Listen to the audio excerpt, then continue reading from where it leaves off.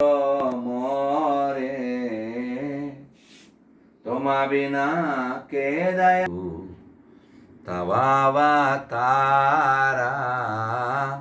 मोसम पातीता प्रभु न पाइबे आरा।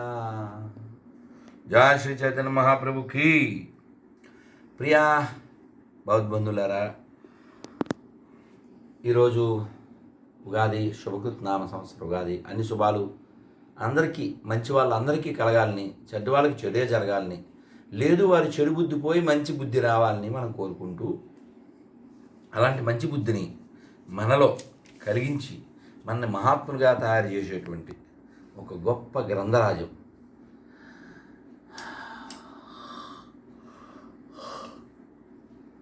ఇది ఏమిటి మనం చూద్దాం. ఇవాళే ఉగాది కదా, మంచి పని చేయించాలి, మంచి పని చెయ్యాలని. ఏంటి మంచి పని? అసలు గ్రంథ రచన గొప్పది, గ్రంథ పఠనం ఇంకా గొప్పది, ఆ గ్రంథంలో ఉన్నది ఏంటో ఫాలో అవ్వడం మరింత గొప్పది. సో ప్రభుపాదుల వారు ప్రతి ఇస్కాన్ భక్తుని బీఎస్సీ చేయమని చెప్పారు. బీఎస్సీయా అంటే మామూలు చదివేది కాదు. B for Bhagavad Gita, S for Shrimad Bhagavatam, C for ఇదే. మీరు కట్ చేసే వరకు ఒక క్షం ఎదురుతో ఇది 3000 పొద్దున్న మా రవి వెళ్ళి తెచ్చాడు. ఏముంది ఇందులో? తెలుగులో ఉంది, అదే ఆనందం. ఇదివరకు ఇంగ్లీష్లో కొంత చదివాం, చాలా బాగుంటుంది. ప్రభుపాదుల వారు భగవద్గీతకి భాష్యం మొత్తం 12 స్కందాల భాగవతానికి 10 స్కందాల వరకు వారి భాష్యం రాసి ఇంకా చిన్న చిన్న పుస్తకాలు ఎన్నో రచించారు. ఇవాళ ఉగాది కదా, నా దగ్గర బోల్డ్ పుస్తకాలు ఉన్నాయి. భాగవతం శక్తి ఉంది, ఇంకా బోల్డ్ పుస్తకాలు గొట్టలు ఇందాక కూడా పాత పుస్తకాలు అవి సద్యం. ఏమేం చదువుదాం ఇంపార్టెంట్ ఇన్ని వచ్చినాయి. ఆ ఇన్ని పుస్తకాలు చదవడానికి నేను కనీసం 2-3 సంవత్సరాలు ఎక్కడికి వెళ్ళకూడదు. మరి ఇన్ని పుస్తకాలు ఉంటే మళ్ళీ పుస్తకాలు కొన్నావా? కొంటాను, ఏం చేస్తాం? ఒకవేళకి ఒక పెచ్చ, మాకు పుస్తకాలు పెచ్చ. ఈ పుస్తకం పేరేంటి?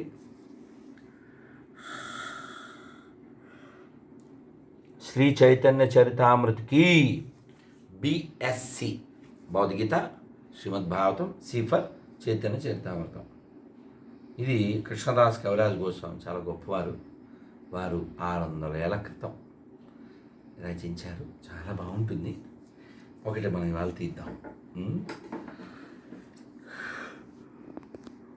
ఇందులో ఆదిలీల, మధ్యలీల, అంతలీల అని 3 విభాగాలు. అందులో స్కందాలు అంటారు భాగవతంలో, భగవద్గీతలో అధ్యాయాలు అంటారు, రామాయణంలో కాండలు అంటారు, ఇక్కడ లీలలు అంటారు.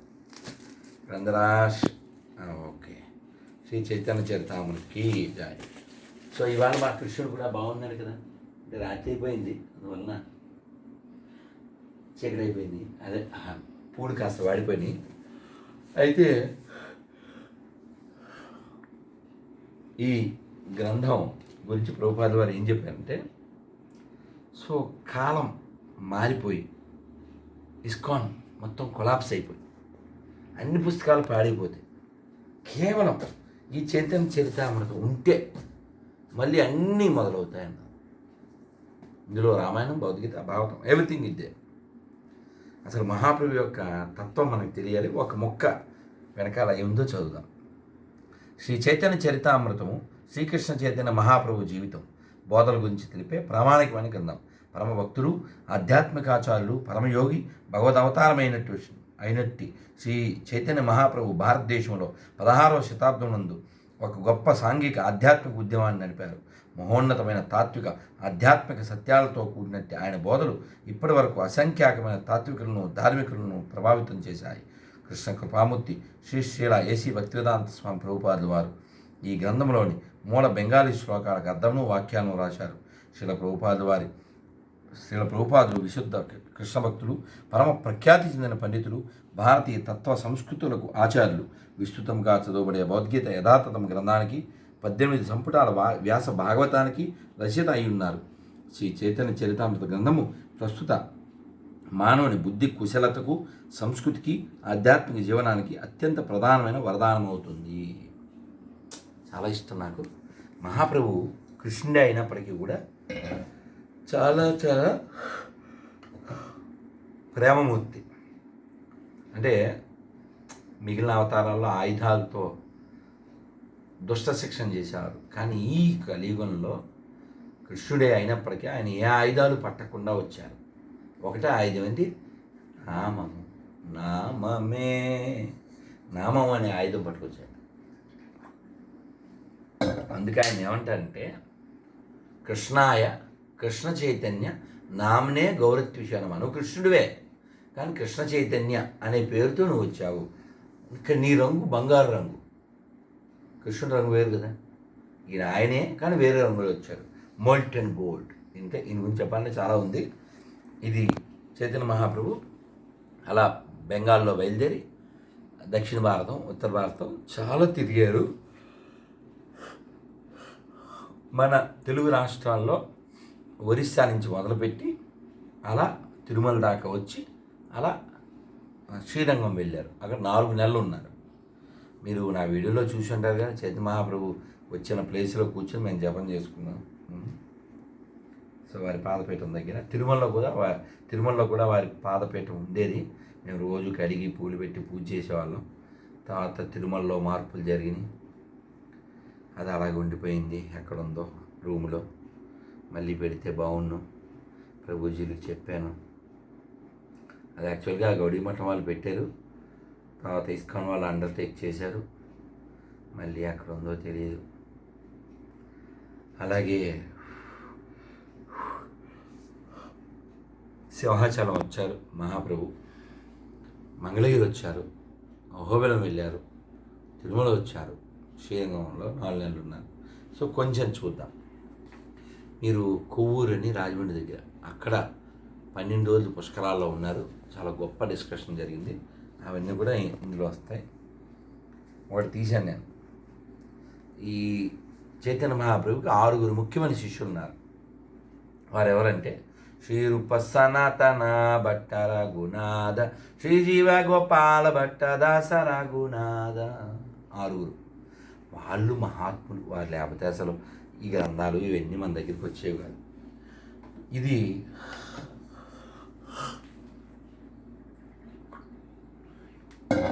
చైతన్య మహాప్రభుకి మరో పేరు Nimai Pandit.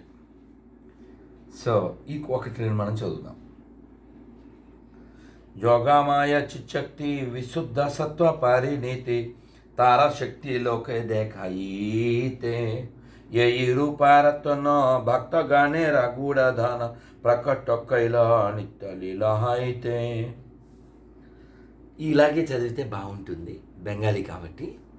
So I like to read in this same way. శ్రీకృష్ణుని దివ్య రూపాన్ని ఈ జగత్తులో అతని యోగమాయే ప్రదర్శిస్తుంది. అట్టి యోగమాయ విశుద్ధ సత్వగుణ పరిణామం. ఈ రత్నమును బోల్డ్ రూపము భక్తుల గూఢమైన ధనము. ఇది ఆ దేవదేవుని నిత్యలీల నుండి ప్రకటమవుతుంది. రూపాదేకి आपनोर कृष्णेर हईल चमत्कार आस्वादिते मना उठे काम सौभाग्य यारा नाम सौंदर्यादि गुणग्राम यही रूप नित्य तारधाम. శ్రీకృష్ణుని అద్భుతమైనట్టు స్వరూపం ఎంత గొప్పదైందంటే స్వీయ సాంగత్యానుభవానికి అది కృష్ణునైనా ఆకర్షిస్తుంది. నిజానికి శ్రీకృష్ణుడు దాన్ని ఆస్వాదించడానికి అత్యుత్తపడతాడు. పూర్ణ సౌందర్యము, జ్ఞానము, ఐశ్వర్యము, బలము, యశస్సు, వైరాగ్యము అనేవి శ్రీకృష్ణుని షడైశ్వర్యాలు. అతడు తన ఐశ్వర్యాలతో నిత్య విలసితుడై ఉంటాడు. సర్వదశరణపతి కార్తికాది వ్రాత చతుష్షష్ఠి అంగ ఏయి పరమ మహత్వ సాధు సంగనామ కీర్తన భాగవత శ్రవణ మధుర వాస శ్రీమూర్తి రసదయ సేవన సకల సాధన శ్రేష్ట ఏయి పంచ అంగ కృష్ణ ప్రేమ జన్మయ ఏయి పంచేర అల్పసంగ. అలా చదువుతుంటే నాకు అర్థమైపోతుంది, ఎందుకంటే చాలాసార్లు వినేసాం కదా. భక్తుడు అన్ని రకాలుగా కృష్ణుని శరణాగతి కావాలి, కార్తీకాది వ్రతాదులను పాటించాలి. 64 ముఖ్యమైన భక్తి అంగాల్లో ఇవి కొన్ని. భక్తులతో సాంగత్యం చేయాలి, నామ సంకీర్తనం చేయాలి, శ్రీమద్ భాగవత శ్రవణం చేయాలి, మధురలో నివసించాలి, శ్రీమూర్తిని భక్తి శ్రద్ధలతో సేవించాలి. నీకు కృష్ణుని పట్ల ప్రేమ పుట్టాలంటే భక్తులతో ఉండాలి, నామ సంకీర్తన చేయాలి, భాగవత శ్రవణం చేయాలి, మధురలో ఉండాలి. మధుర బృందావనం అంటే అందరూ మధురలో ఉంటేలా, నువ్వు ఎక్కడ ఉంటావో దాన్ని మధురంగా చేసుకోవాలి. ఇదే ఇలా కృష్ణుని ఆరాధిస్తూ శ్రీమూర్తిని భక్తి శ్రద్ధతో సేవించాలి. చెప్పు, వస్తున్నాను, ఇంకేంటి, ఇంకేముంది పండగుడు. అందుకని ఇన్ని చెప్పి ఏం చెప్పారంటే, ఇది చైతన్య చరితామృత మధ్యలీల 5వ భాగం అధ్యాయం 21-25. ఈ 5 భక్తి అంగాలు అన్నింటిలోనూ శ్రేష్టమైనవి. ఈ 5ంటిని కొద్దిగా చేసిన కృష్ణ ప్రేమ జాగృతం అవుతుంది. ఇదైతే నిజం. 5టిలో ఏమేమి ఉన్నాయి? సాధుసంగా, భక్తులతో సాంగత్యం, నామ సంకీర్తన, భాగవత శ్రవణం, మధురలో నివసించడం, శ్రీమూర్తిని ఆరాధించడం. కొన్ని చేసిన ఈ 5టిని కొద్దిగా చేసిన కృష్ణ ప్రేమ జాగృతం అవుతుంది. మనం నైవేద్యం పెట్టినప్పుడు, హారతి ఇచ్చినప్పుడు ఆ ఫీల్ని మనం అనుభవించవచ్చు. కొంచెం చూసి వెళ్దాం. నేను ఇంకా హారతి వాళ్ళు లేట్ అయిపోయింది.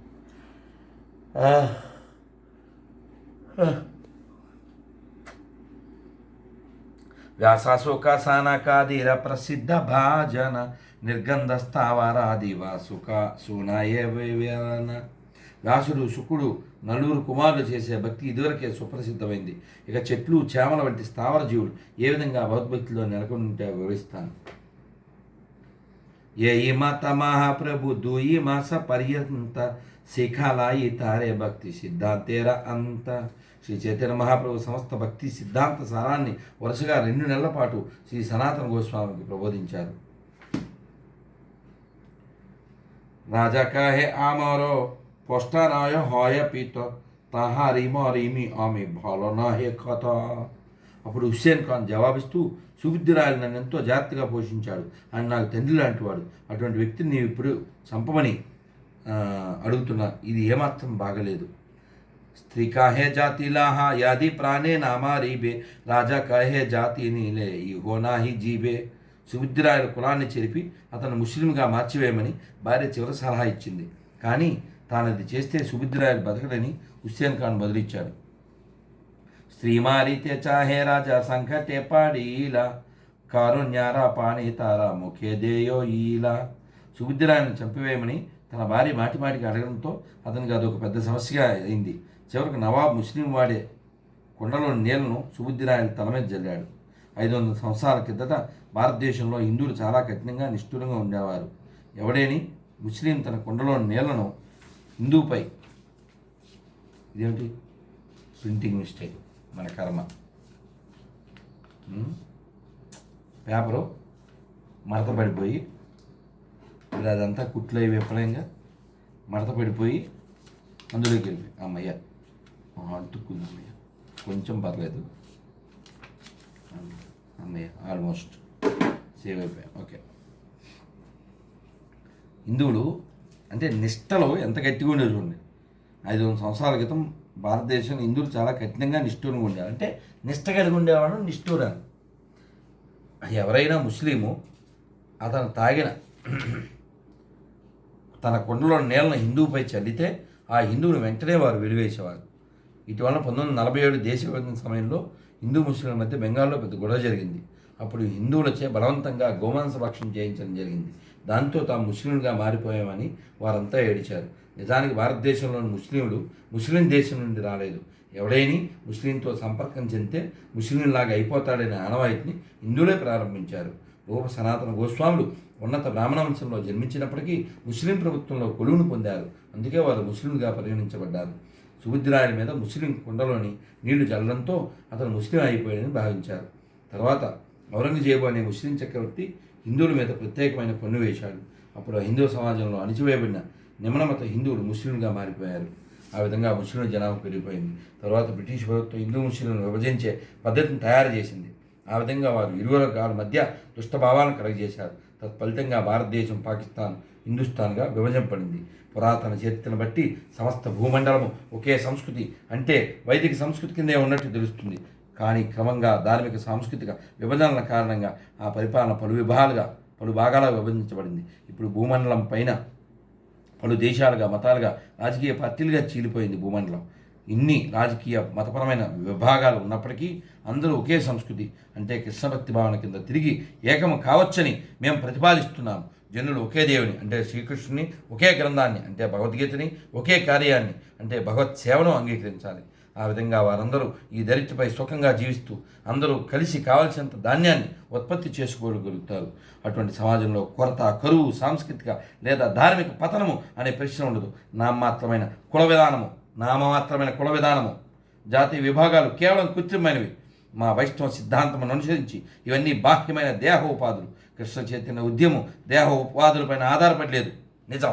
ఇస్కాన్లో చూడండి, మా గురువుగారు అమెరికన్, వారు సన్యాసి అయ్యారు. ఎంతమందినో గొప్పవాళ్ళని తయారు చేశారు.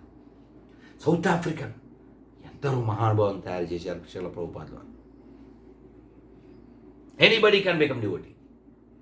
ఈజ్ ఎ మ్లేచ్ఛ ఆర్ చండాల, ఎనీబడి. కృష్ణ చైతన్యము దేహ ఉపాధులపైన ఆధారపడలేదు. ఇది ఆధ్యాత్మిక అవగాహనపైన ఆధారపడి ఉన్న దివ్యమైన ఉద్యమం. ఇది ఆధ్యాత్మిక ఉనికియే మూలజీవన సిద్ధాంతమని ప్రపంచ జనులు అర్థం చేసుకుంటే పరమాత్మనైన శ్రీకృష్ణుని సేవించడమే ఆత్మ యొక్క కార్యమని వారు తెలుసుకోగలుగుతారు. భగవద్గీత 15వ అధ్యాయం 7వ శ్లోకంలో చెప్పినట్టు శ్రీకృష్ణ భగవానుడు మమైవాంశో జీవలోకే జీవభూత సనాతన. ఈ బద్ధ జగత్తులోని జీవులందరూ నాంశలు, వివిధ రూపాల్లో ఉన్నట్టు జీవులందరూ శ్రీకృష్ణుని సంతానమే. కనుక తమ పరమపతి అయిన శ్రీకృష్ణుని సేవించడానికే వారందరూ ఉద్దేశించబడి ఉన్నారు.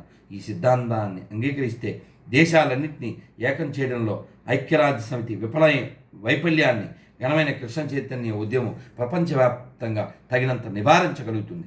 ఇటీవల నేను మెల్బోర్న్లో క్యాథలిక్ బిషప్తో పాటు ఆస్ట్రేలియాలోని క్రైస్తవ మత పెద్దలతో చాలా చర్చలు చేశాను. ధార్మిక చైతన్యంలో ఏకత్వం అనే మా సిద్ధాంతం వారికి ఎంతో నచ్చింది.